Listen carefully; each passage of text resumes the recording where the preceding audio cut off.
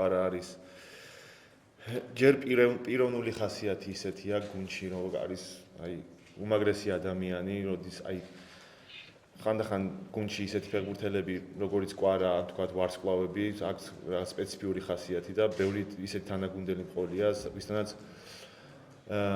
პრობლემა შემქმნია როგორც კაპიტანს. კვარა არის ძალიან თავდაბალი, ძალიან პროფესიონალი და ძალიან მაგარი ადამიანი და მისი ხელმძღვანელობით, ასე ვთქვათ, ძალიან მაგარი ლიდერი ეყოლება და ძალიან მაგარი კაპიტანი ეყოლება ჩვენს ნაკრებს.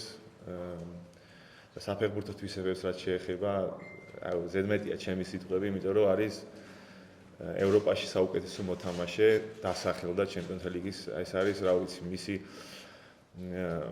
თამაშის მერე მოლოცაპით რაც მივწერე იყო, როცა მომენტი გექნება აუცილებლად დაფიქრდი რამდენს მიაღწიე თქო რა და თვითონაც უნდა გაითავისოს, რომ არის უდიდესი ფეხბურთელი და არის ქართველი და ყველამ უნდა ვიამაყოთ კვარათ, იმიტომ რომ ეს არის მართლა რაღაც საოცარი მოვლენა ჩვენი ქვეყნისთვის, რომ ესეთი ფეხბურთელი ყავს და მე როგორც ფეხბურთის გულშემატკივარი ვარ მისი ძალიან დიდი ფანი და რა თქმა უნდა მეამაყება რომ მასთან ერთად ვითამაშე, წარმატებას მივაღწიე, მაგრამ როგორც ფეხბურთელის მისი დიდი ფანი ვარ და საფრანგეთის ჩემპიონატს არ უყურებდი და ეხლა არის ყოველ შაბათ-კვირას ველოდები როდის უყურებ. იმიტომ რომ კვარას გამო.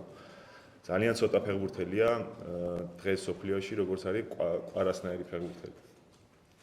ფეხბურთი იმ მიმართულებით მიდის, რომელ მიმართულებითაც მე არ მომწონს, რომ ამ თამაშებს უყურებ. კვარა არის ერთ-ერთი გამონაკლისი, რომელსაც უყურებ და ფეხბურთის ყურებამ სიამოვნებს. არის უდიდესი და ძალიან ამაყი ვარ ქართველი.